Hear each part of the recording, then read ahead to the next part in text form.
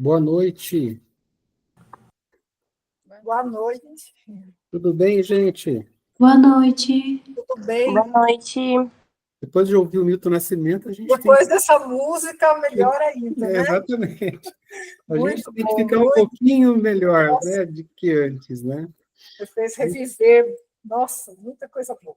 Exatamente. O Milton, gosto de ouvir, enfim, eu não sei como não fizeram um filme desse cara ainda, viu? Precisava ter. Né? Senhoritas, vamos continuar a leitura do livro? Tudo bem, Mica? Tudo bem, e você? Natália, você está aqui ou está na sua casa? Tô aqui embaixo. Ah, tá aí embaixo. Se quiser vir aqui, fica à vontade, tá? Ah, não, tranquila, porque eu tô só com o celular, então aí pelo menos tranquilo. tá aqui na mesinha. Bora lá, gente. Não sei quem mais está aqui nas janelinhas. Deixa eu dar uma olhadinha aqui. A Ana está presente, a Lívia também. Tudo bem com vocês? Bora lá para mais um encontro de leitura compartilhada. Vamos deixar o coração bem aberto, bem vulnerável, para que a leitura nos toque. Eu aprendi isso com uma colega, né? Uma querida amiga, a psicóloga junguiana Idalina. Idalina é a coordenadora do Instituto Ânima, lá de Ribeirão Preto. Ela uma vez me ensinou a diferença entre aprender e apreender, com dois Es. Apreender é absorver a leitura. É, de fato, a gente sair daqui e vir para cá, né? E a gente pode fazer isso com tanta coisa, não só com a leitura. Uma conversa, um bate-papo, a experiência que nós tivemos no Cordão, né, Natália? No sábado, foi uma experiência sensorial, afetiva, muito gostosa. Repercutiu, reverbera, né? E Atravessou, exatamente, né? atravessou. E eu não sei vocês, mas são coisas tão simples, né? São coisas tão espontâneas e não precisa de muito, não. Nós estamos nessa página mesmo, é isso? Vítima e sombra. Eu só quero ver. Ok. Para quem está com o livrinho, é a página 73. Já estamos um pouco mais da metade do livro. Bora lá. Vítima e sombra. Como você reage a pessoas que se apresentam como vítimas grandiosas fora de uma situação terapêutica? Muitas vezes você percebe que despreza secretamente essas pessoas. Vítimas não são atraentes. Eu, inclusive, antes de começar o Meet aqui, no Clube de Leitura, eu estava gravando o 7º vídeo do Minuto Junguiano. Ia ser uma série de 10 vídeos, mas eu acabei fazendo uma pauta para 14 vídeos, porque esse assunto da sombra rende. Eu estava falando no vídeo sobre a sombra do dinheiro, a sombra do poder, a sombra da inferioridade, e vou falar sobre a sombra do racismo. Então, só vamos retomar aqui que a sombra de vítima é, então, um aspecto que nós não queremos ver em nós. Sempre quando a palavra sombra aparece, nós estamos falando de algo inconsciente. Sombra não é sinônimo de algo mal, demoníaco, né? É um pouco coletivo isso, né? Tudo que é ruim, a gente já coloca para algo sombrio, negro, né? Não, a sombra, no sentido junguiano, é algo inconsciente. É claro que a sombra, no inconsciente, existe um aspecto muito mal mesmo, mas nem toda sombra é má. Tá? Por exemplo, o mundo exterior dirige acusações à vítima. Mude, faça algo, a culpa é sua. Se você for honesto e permitir esse pensamento, perceberá que há desprezo em tais afirmações.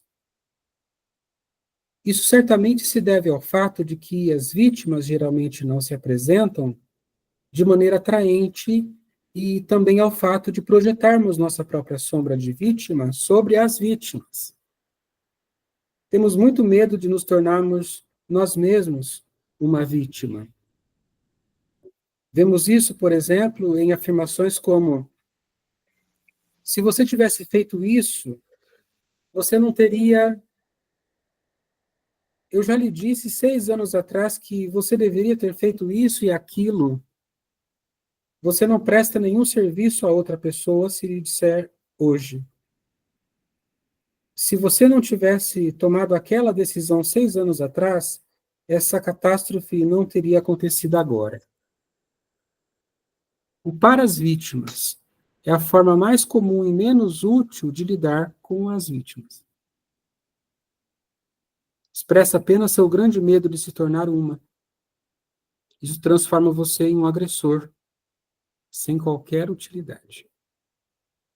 Eu via isso muito acontecer na instituição que eu trabalhei por anos, né, 5 anos, na Fundação Padre Emílio, que é uma instituição onde moram pessoas com deficiência intelectual, mental. Eu via isso muito acontecer lá, né? Muitas agressões passivas, enfim.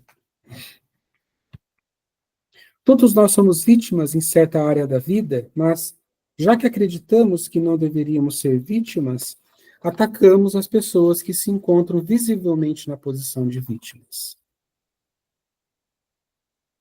De forma ocasional, as pessoas que se estabelecem em sua posição de vítimas também lucram com isso à sua própria maneira. Quando isso acontece, também ficamos com inveja dessas pessoas. Vimos que essa posição de vítima grandiosa é uma posição de retirada total, na qual a pessoa desiste da vontade de mudar. Tudo que é vital, tudo que tende à mudança, a melhoria dessa situação é vivenciado como ameaça. Nada pode ser feito e nada deve ser feito. Dessa forma, o tema do sacrifício torna-se a coisa mais importante na vida.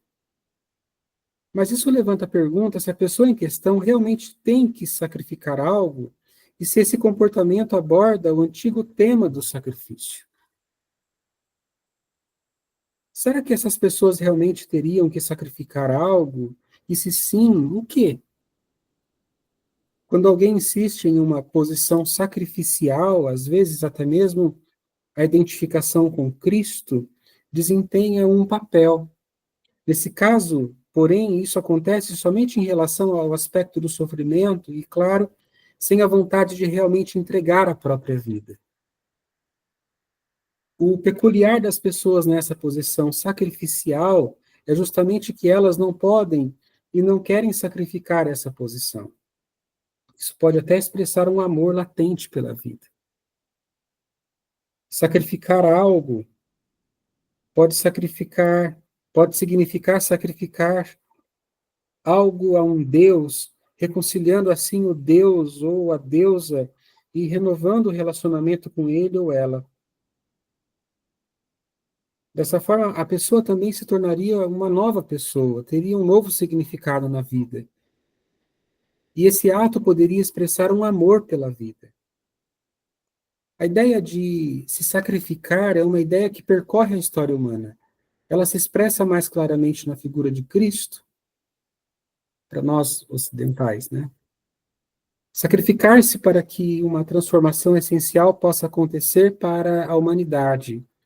Uma melhoria na qualidade de vida, que é o sentido da ideia do sacro ofício, né, do ofício sagrado. O Mica, pode continuar para a gente, por favor? Sim. Obrigado.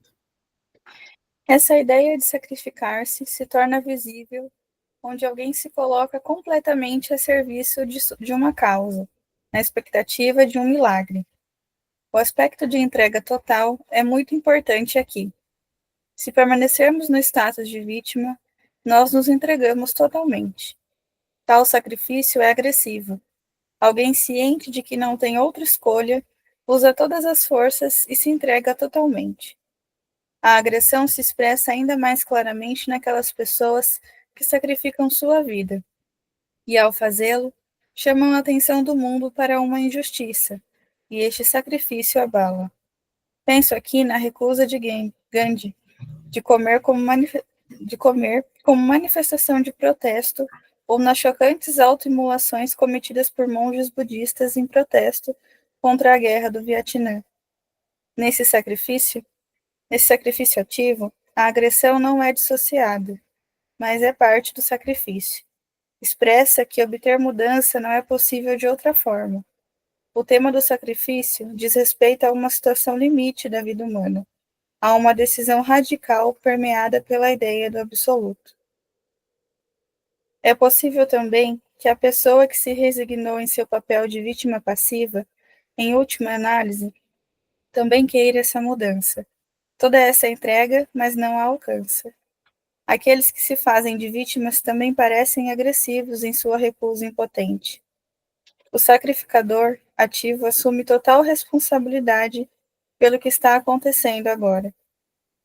A vítima passiva, por outro lado, também assume responsabilidade, mas indireta e metafisicamente, por assim dizer, tudo o que já aconteceu. Seus sentimentos de culpa são tão grandes que ela não consegue mais se mexer e é incapaz de assumir responsabilidade. Sua resposta teria que ser tão fundamental, tão decisiva, que ela não pode ser dada. As vítimas passivas preferem se entregar completamente, porque não conseguem aceitar a perda diária. Elas se sacrificam, mas a que deuses, com que esperanças? O desejo e o anseio de transformação, o anseio de uma conexão com algo maior, mais abrangente, finalmente se extingue, seja no desamparo lamentável ou no grandioso embelezamento da posição de vítima, o que torna a vítima ainda mais vítima. Na melhor das hipóteses, ainda existe a fantasia da grande vingança, se é que em algum momento ela se torne possível. De uma maneira muito prática, a agressão existe, e ela contém a possibilidade de realmente fazer o sacrifício necessário. Quando falarmos sobre complexos, mostrarei como esses lados agressivos podem ser encontrados. Mas é também uma questão de compreender os lados agressivos em todo o sistema de relacionamentos e de lidar com eles. Se, por exemplo, um terapeuta esconde sua própria raiva de uma pessoa com transtorno de ansiedade, porque teme que a pessoa em questão não seja capaz de suportar a raiva do terapeuta, que ela possa desabar ou ser gravemente ofendida, então nada muda, e o terapeuta se torna emocionalmente inautêntico. Para que a terapia seja bem-sucedida, a autenticidade emocional do terapeuta é muito importante. O caminho para a agressão também passa pela coragem para o medo. Essa expressão foi cunhada por Karl Jaspers, e isso significa que quando temos medo, devemos também nos perguntar se realmente temos que recuar ou se podemos ser corajosos, se podemos enfrentar esse medo.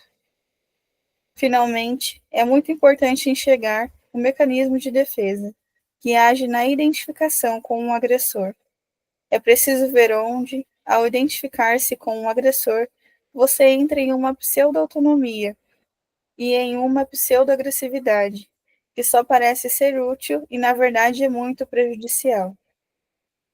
Não se trata apenas de como encontrar essa agressão transformadora, mas também de como regular e estabilizar a autoestima sempre de novo.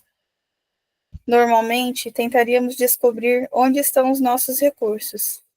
Na verdade, quase todos têm algum refúgio onde algo é bom e onde os recursos ainda estão disponíveis. Mas quando essa idealização do papel de vítima é tão grande, esses recursos não podem ser encontrados. Portanto, se um terapeuta continua dizendo: sim, mas você ainda tem algo aí, você ainda tem algum recurso, o paciente não consegue absorver isso. Os recursos estão indisponíveis. É muito melhor confirmar que assim nada funciona na vida. Então você tem uma chance de que o paciente reaja e resista, ou que pelo menos ele se sinta compreendido. A intervenção é honesta. Se a pessoa quiser persistir na posição de vítima, então nada pode mudar. Com essa atitude, você não pode fazer nem mudar nada. E quanto mais tentamos mostrar a essas pessoas que ainda pode haver alguma saída, mais elas nos veem como agressores, mais terão que nos provar que esse não é o caminho para elas. Temos que sacrificar a posição da vítima, não há como contornar isso. Nossa, ô Mica, só um minutinho. Ela vai colocando aqui a real necessidade do indivíduo, de nós, sacrificarmos a posição de vítima. Um sacrifício vai ter que ocorrer para que algo mude. Porque senão não muda. E ela está sendo muito clara na colocação dela, como terapeuta, que mesmo os terapeutas, na posição de, muitas vezes, sinalizar para o outro que algo precisa ser feito, isso pode ser agressivo se a pessoa não quer mudar. Ela não quer sacrificar a posição dela. Então, isso aqui que está por último aqui, né? Na verdade, lá em cima já me chama a atenção. É muito importante, depois que ela fala do medo, né? Da questão que quando a gente está sentindo medo, nós precisamos, então, perceber se precisamos recuar ou enfrentar, né? E aí, lá na frente, lá em cima, ela vai dizer, finalmente, é muito importante enxergar os mecanismos de defesa que agem na identificação com o agressor. É preciso, eu sei que eu estou relendo, mas isso aqui eu acho que é algo que a gente precisa de fato sublinhar. É preciso ver onde, ao identificar-se com o agressor, você entra em uma pseudo-autonomia, uma pseudo-agressividade, que só parece ser útil e, na verdade, é muito prejudicial, porque estar na posição de vítima é estar numa posição muito agressiva consigo mesmo. E aí, lá embaixo, temos que sacrificar a posição de vítima. Não há como contornar isso. Aí eu vou continuar daqui, tá, Mica? É claro que, paralelamente, podemos sempre perguntar também o que o agressor deveria atacar realmente, pois, obviamente, o ataque está ocorrendo no lugar errado. Ou seja, há uma energia.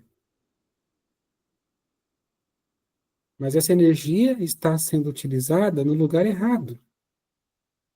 Ou também, o que a vítima deveria atacar? O que o agressor deveria sacrificar? Alguém quer comentar sobre esse capítulo? Ela, de fato, vai colocando para nós, assim, aos poucos, de que, olha, algum sacrifício vai ter que ocorrer mesmo. E a responsabilidade, né, André? Porque a partir do momento que você decide sair da posição de vítima, você tem que se responsabilizar por muitas coisas, inclusive pela própria posição que você se colocou, né? Então, exige muito recurso interno, né? E nem sempre as pessoas estão dispostas a assumir essa responsabilização, né? E como ela diz em algum momento aqui, né, que a pessoa que está na posição de vítima, nós, quando estamos na posição de vítima, nós não conseguimos reconhecer os nossos recursos. Não que eles não estejam lá, eles estão, mas nós não conseguimos ver. os outros vêm. E até, de certa forma, nos agridem, né? Quando, mas olha aí, você tem força, você tem isso, você tem aquilo. É como entrar no mercado com fome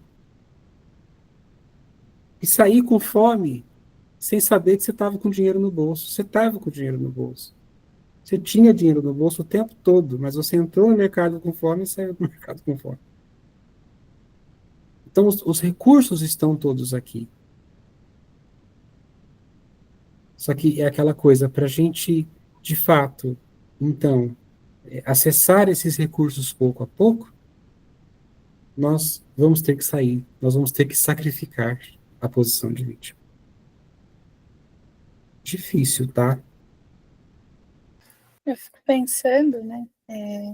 Eu fui mais longe, assim. Eu sei que a autora ela não traz num contexto de uma relação violenta, né? Mas eu fiquei pensando nas situações de violência, né? Então, por exemplo, né? Mulheres vítimas de violência, e o quanto muitas vezes existe uma crença, né, de que aquela é uma forma de viver mesmo, né? A identificação é tão forte com esse lugar, né? Que aí acaba vindo aí as escoras, né? Filhos, a questão financeira, etc, né? É, Mas o quanto isso acaba se tornando parte de quem é, né? porque é uma identificação, né? Criou-se uma identidade. E ela mesma coloca aqui, mas quando essa idealização, né, essa identificação do papel de vítima é tão grande, esses recursos internos não podem ser encontrados. E eu não sei vocês, né? Tipo, atira a primeira pedra quem nunca já disse uma coisa como essa, né? Por que que essa mulher não sai, não termina esse relacionamento? É tão fácil, meu Deus. Parece que gosta de sofrer. Quando, na verdade, não se trata disso, né? Se trata de um mecanismo mesmo, interno, de uma dinâmica interior, onde a pessoa não consegue sair. Por isso que, particularmente, eu acho tão falho,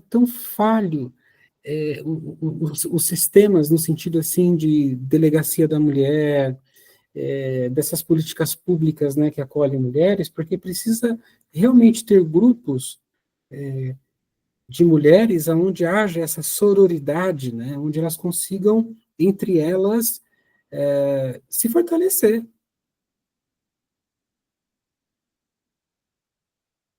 A sororidade é uma palavra muito linda, que só entre as mulheres isso ocorre, né, que é a questão de, olha, estamos juntas. Obviamente, em outras situações também ocorre isso, né, não somente com as mulheres, mas sacrificar a posição de vítima para fazer esse contorno, né, para sair dessa posição, talvez demore uma vida, sabe? Talvez demore uma vida.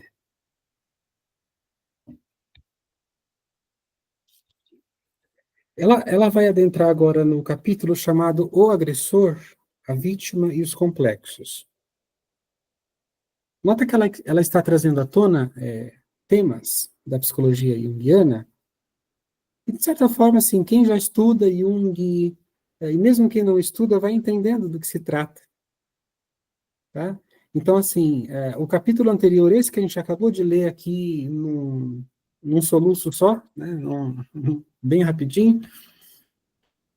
Então, sempre quando a gente está sentindo raiva e começa a criticar alguém que está em vítima, nós estamos projetando a nossa vítima sombra, tá? Nossa sombra de vítima. Porque nós também temos. Nós também temos. Tá? Por que é tão difícil escapar dessa dinâmica de agressor e vítima? Porque os dois lados são tão interconectados. Onde há uma vítima, há um agressor. Onde há um agressor, há uma vítima. Quando uma vítima recebe ajuda, a pessoa que ajuda se transforma facilmente em agressor. Isso pode chegar ao ponto em que a ajuda não é reconhecida como tal, mas é experimentada como uma ameaça, ou até humilhação. Né? E as pessoas na posição de vítima também parecem estar cada vez mais expostas a agressões. Até agora, ora temos contemplado mais o lado agressor, ora analisado mais o lado da vítima. Ficou claro que os agressores delegam à vítima medo, impotência, sentimento de culpa, a sensação de depender e de estar à mercê. Quando delegamos algo, fazemos com que outra pessoa faça algo por nós, também psicologicamente. Então nos convencemos de que não precisamos mais lidar com isso. No entanto, sempre temos algo a ver com a pessoa a quem delegamos algo. Em vez de enfrentar o problema, agora temos que lidar com o problema no relacionamento. Porque as questões psicológicas não podem ser delegadas. Eu tenho vontade de fazer uma camiseta dessa frase aqui, entendeu? As questões psicológicas não podem ser delegadas. Ou seja, os meus conflitos psicológicos, os meus desencontros psicológicos não podem ser delegados.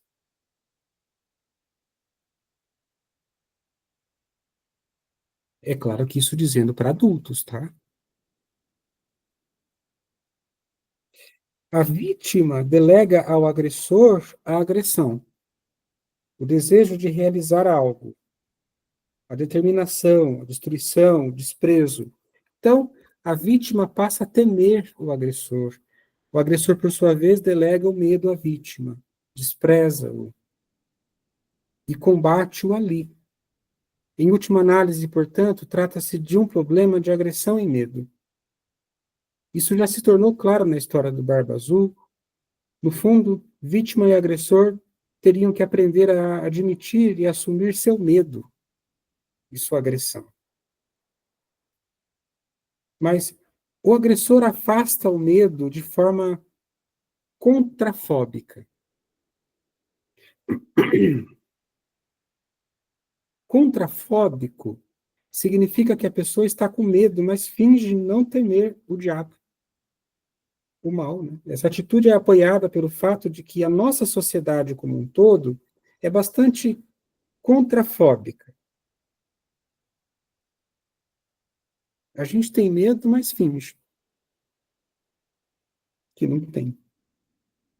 Essa atitude não deve ser confundida com a coragem para o medo. A pessoa que tem coragem para o medo consegue, por exemplo, dizer sem quaisquer rodeios: eu tenho medo. Mesmo assim, eu vou fazer isso. Ou, tenho medo e todo o meu corpo está tremendo. Mesmo assim, vou fazê-lo. Se eu recuar agora, recuarei cada vez mais. O contrafóbico diz: medo? Eu nem sei o que é isso. Medo é algo que os outros têm, eu não tenho medo. Encontramos essa atitude com bastante frequência nos montanhistas, por exemplo. Podemos identificar o contrafóbico no fato de ele não se permitir mostrar medo na frente dos outros. Se demonstrássemos medo na presença deles, eles se tornariam extremamente abusivos. Eles costumam transformar a pessoa que mostra medo imediatamente em uma vítima, mesmo que o medo seja completamente justificado. Pois o medo manifestado por outros põe em perigo a defesa das pessoas contrafóbicas. Assim, os montanistas contrafóbicos têm secretamente medo de que seu medo também possa irromper se alguém, de repente, mostrar seu medo justificado.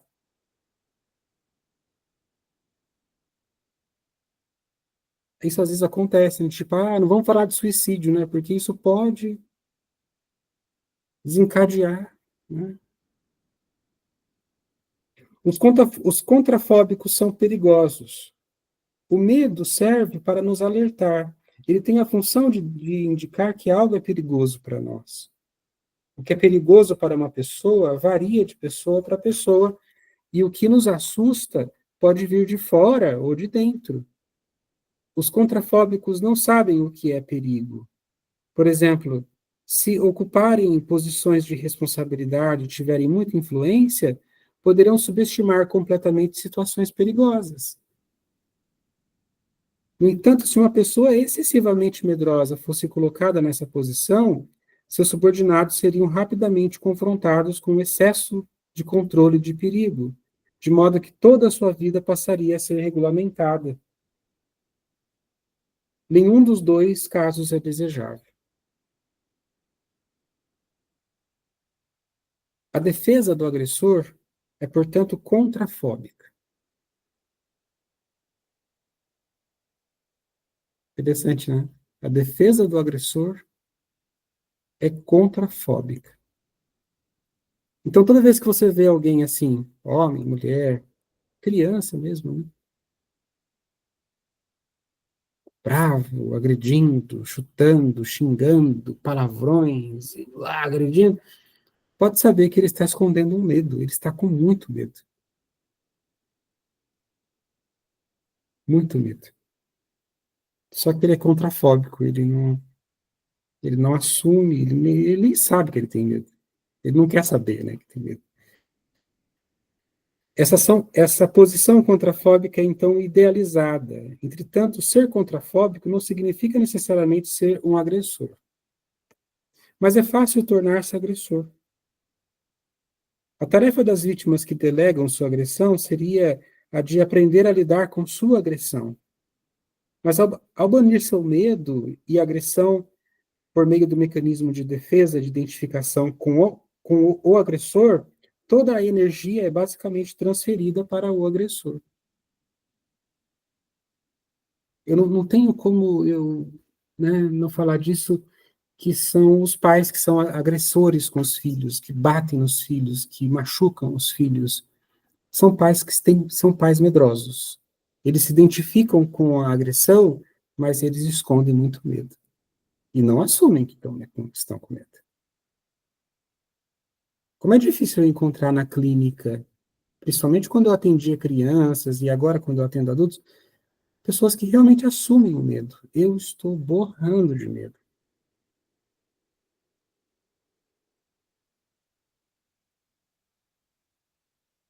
Por que você bateu no seu filho? Por que você espancou sua filha? Ah, porque eu estava com medo, André. Não dizem isso, entendeu? Justificam a agressão com todas as formas, de todos os jeitos, mas não assumem o medo.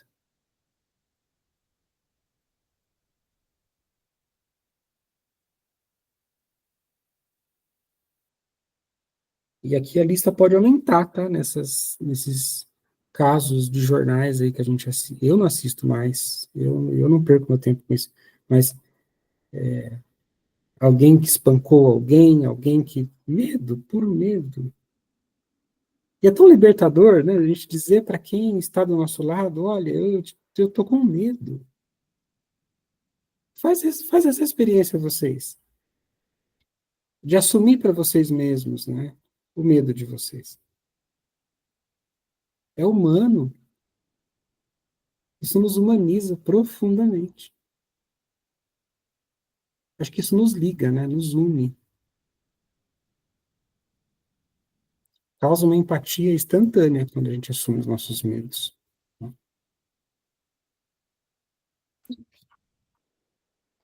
Mas não, a gente tem que ter coragem. A gente não pode jogar a toalha, a gente tem que vencer na vida. Pega a cabeça, coragem. Não, eu tô com medo. Talvez eu, pensando aqui junto com vocês, talvez se a gente passar a assumir mais os nossos medos, pode ser que o oposto, que é a coragem, apareça rapidamente.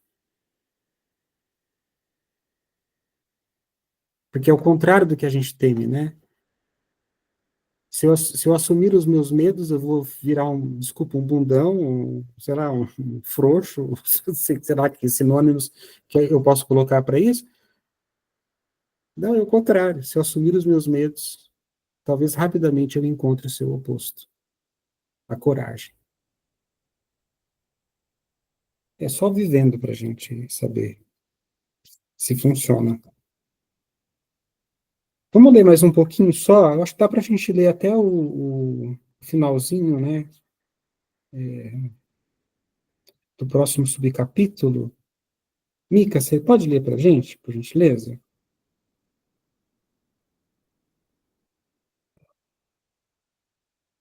Eu Sim, falei, é que eu tava na outra página aqui, desculpa. tá. Parou aqui em muitos filmes, é isso? A defesa da contra. Isso, isso. Em muitos filmes, isso mesmo. Em muitos filmes, por exemplo, em que a violência desempenha um papel importante, os agressores são retratados como figuras ideais. Geralmente são figuras masculinas, que então cunham a imagem dos homens, mas há algum tempo também a das mulheres. Entretanto, duvido que isso ajude as mulheres ou a sua imagem quando de repente as mulheres passam a ser aquelas que matam tudo o que aparece na frente delas. Naturalmente, isso não significa que o clichê da mulher impotente deve continuar a ser perpetuado, mas um clichê não deve ser simplesmente substituído por um clichê oposto. Seria desejável que todas as pessoas desenvolvessem a capacidade de lidar com o medo e de lidar com a agressão de forma responsável, e assim assumissem um papel mais positivo e criativo. É justamente porque as pessoas em posições de vítima se identificam tão facilmente com um agressor que a idealização secreta do agressor é sempre reforçada. Portanto, o papel de vítima e agressor trata da forma de lidar com o medo, com a agressão e de seu controle por meio de uma autoestima suficientemente boa. Esses elementos devem servir como nosso ponto de partida quando consideramos como sair desse emaranhamento entre vítima e agressor. A autoestima problemática é temporariamente estabilizada pela grandiosidade. Uma forma existencial de combater a grandiosidade é enfrentar o fato de que somos mortais. As pessoas que já estiveram perto da morte conseguem distinguir melhor o que é realmente importante para elas na vida, o que as sustenta. Elas não se importam mais com demonstrações de poder, mas a experiência de que a vida é finita também pode ser feita sem se aproximar da morte por meio de uma doença. Essa é uma experiência que vem naturalmente com o passar dos anos. Deixa eu só, ô Mica, é uma coisa assim que eu gosto muito de fazer, tanto comigo quanto com pacientes, enfim, pessoas próximas, quando o complexo de grandiosidade aparece, eu, eu particularmente eu gosto de fazer duas coisas. Quando eu não posso uma, eu faço a outra.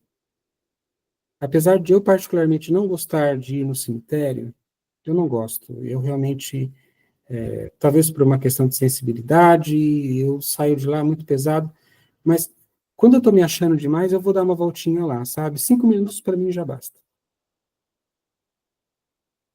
Porque daí eu entro em contato com a minha finitude, e aí uma outra experiência que eu gosto em dia, em noites estreladas, assim, sabe? De deitar no chão, assim, do quintal, e ficar olhando para cima, assim, sabe? Para eu me sentir bem pequenininho mesmo. É um exercício que às vezes a gente tem que fazer, né? Porque muitas vezes estamos tão agressivos e tão achando poderosos que essas experiências nos ajudam. Não é terapia, mas é terapêutico. Certa vez um colega fez isso, né? Que fez, dá uma voltinha no cemitério, mas a hora que você estiver andando lá, tipo, olha nas plaquinhas, tipo, vê o nome das pessoas quando nasceu, quando morreu, sabe aquelas estrelinhas, aquelas coisinhas. Ah, esse morreu com 20, esse morreu com 30, esse morreu com. Para a gente parar um pouco, sabe, com essa ideia de grandeza que a gente tem, né? E passar a focar nossa energia onde vale. Porque tem lugar que não vale a nossa energia. Só que nós, por sermos humanos, a gente escorrega nisso. Eu escorrego nisso. O dia que vocês me verem lá no cemitério, vocês podem saber. Eu estou lidando com um complexo de grandiosidade mesmo. Faz bem. Ai, que mórbido, André. Ah, então olha para as estrelas, né? Já tá bom. Já tá ó. Nossa, olha, eu sou uma poeirinha no universo. né? Para que ficar, né? Ela continua para terminar esse subcapítulo, né? Kernenberg afirmou em um artigo muito importante que os distúrbios narcisistas só podem ser tratados a partir dos 40 ou mais de idade. E, olha, faço 40 amanhã. Gente, eu estou entrando no meio da vida. Vocês me respeitem. Ou seja, quando a pessoa percebe que a vida é finita, sob a impressão da finitude da vida, não se torna impossível manter a grandiosidade.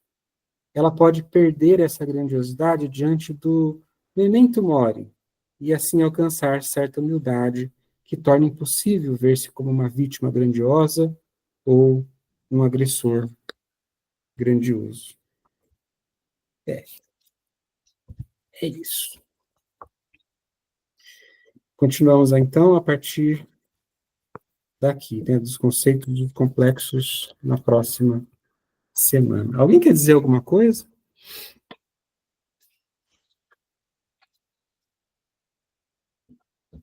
Não? Cadê a Cecília? Cecília, estou sentindo falta de você, porque você abria a câmera para falar, e, né? Talvez você esteja aí, né? Cadê a Cecília? Está aí ainda? Não estou vendo a carinha dela.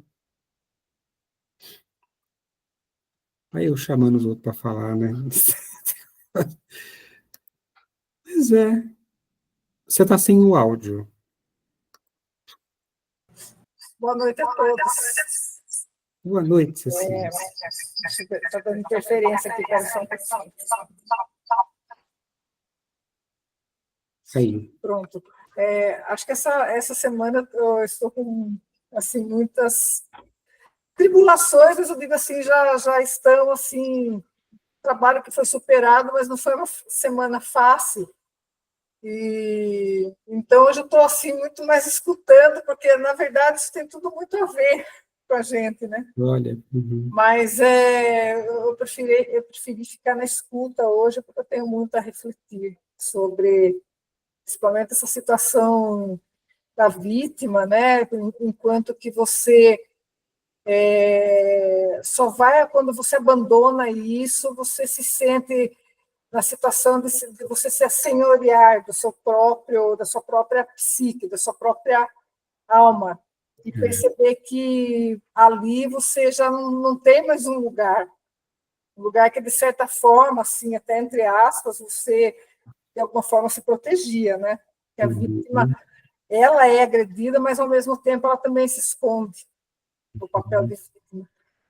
Então, assim, eu acho muito forte esse tema, e eu acho que ele está presente na vida de todos nós. Talvez muitos ainda não percebam, mas em certas situações da nossa vida, a gente vai percebendo o quanto que isso foi intenso, no sentido, às vezes, que a gente até não percebe, mas foi recorrente. Foi recorrente, assim, e ficou instalado por muito tempo. E quando a gente toma eu achei muito interessante, né? A coragem, né? Você tomar aquela atitude, a coragem para enfrentar aquilo que é do medo. Precisa ser corajoso para a gente enfrentar coisas que demonstram que a gente tem medo. Né? É mesmo, Cecília, é mesmo. Tem muita coragem.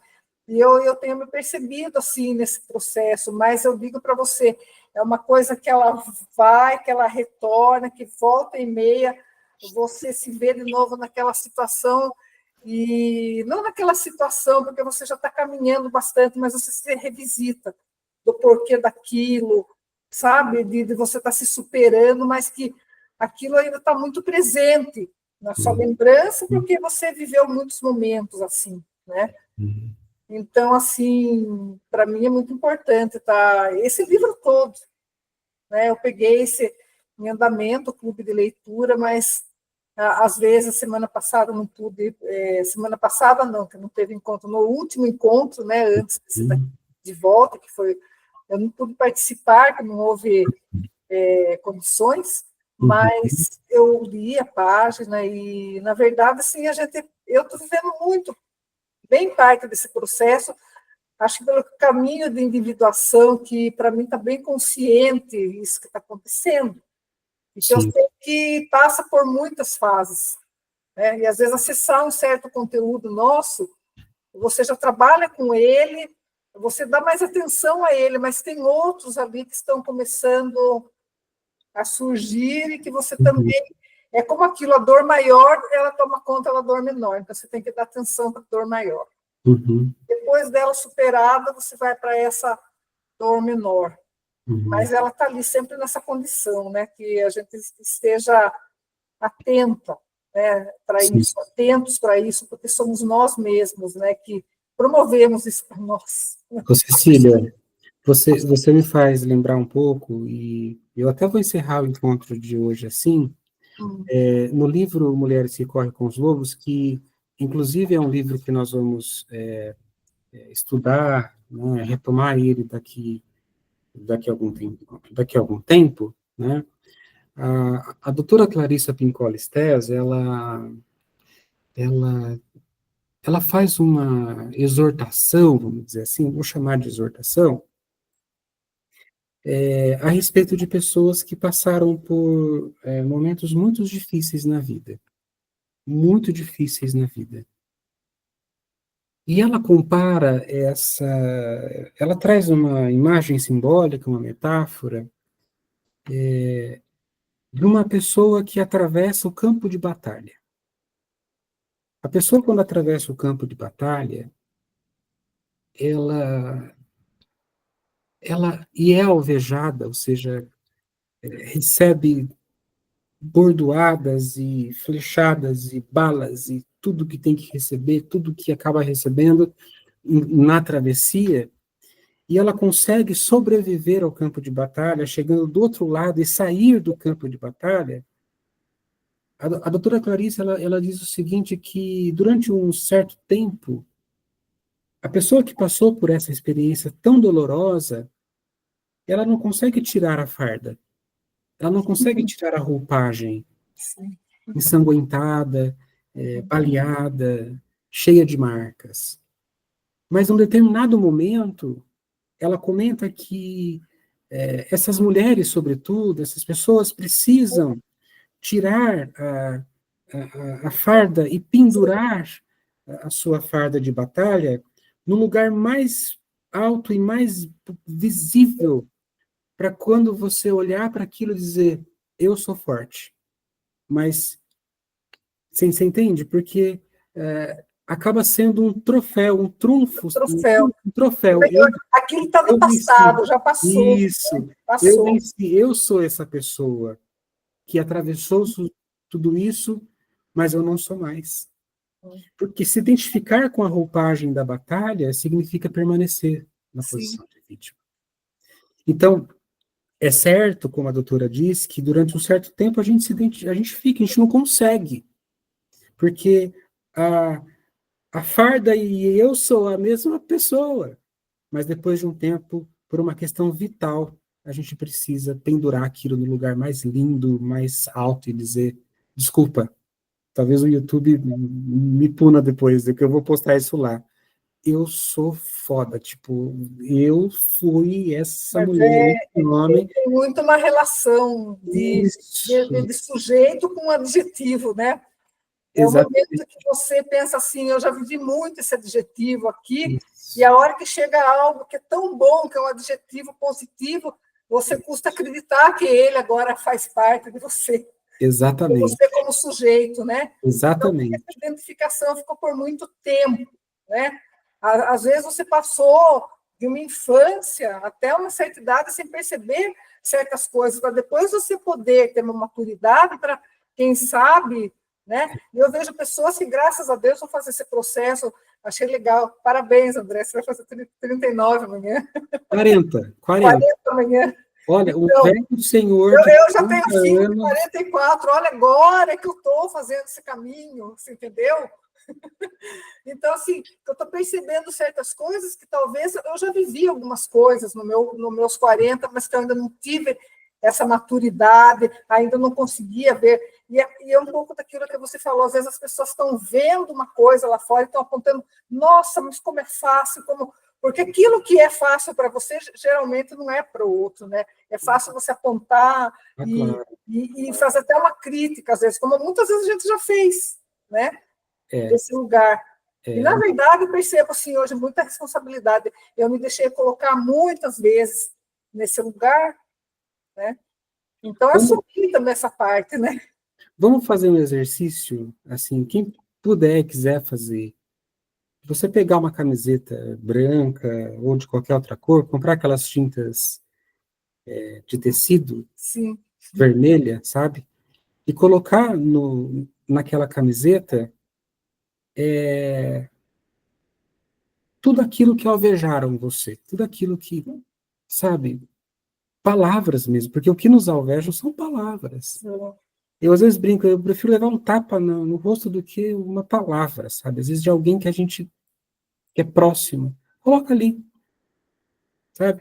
E aí espera secar e pendura aquilo no, sei lá, no teu quarto para você olhar para aquilo e ver que você sobreviveu.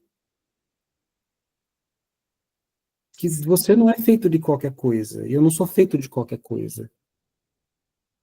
A coisa que eu mais amo no Jung é isso. O Jung consegue mostrar para gente que nós carregamos todos os recursos que precisamos. A gente precisa um do outro, como estamos aqui. Tipo, isso aqui é muito lindo, é uma relação. Mas está dentro da nossa psique tudo o que a gente precisa. Tudo. Por isso que eu gosto do Jung. Está tudo aqui. Basta a gente ir saindo dessas posições, dessas identificações de vítima, agressor, como a Verena está apontando para a gente, e começar a acessar isso, sabe? Eu acho que é um gesto poderoso você simbolicamente pendurar a tua farda alvejada e olhar para ela. Eu atravessei esse campo, mas eu não sou mais isso. Né? Gente bonita, bom descanso para vocês. Obrigada. Se cuidem. Eu tô aqui, eu vou continuar comendo meu biscoito de polvilho. Ah, Vocês gostam? Eu adoro. amo biscoito do polvilho, Faz mal pra caramba. Mas... um cafezinho. Um abraço, gente. Se cuidem. Bom descanso para vocês. Um abraço Tá? para todos. Boa noite. Boa noite. Boa noite, André. Boa noite a todos. Tchau, tchau, Roberto. Muito obrigada. Boa noite, Cecília. Boa noite. Boa noite.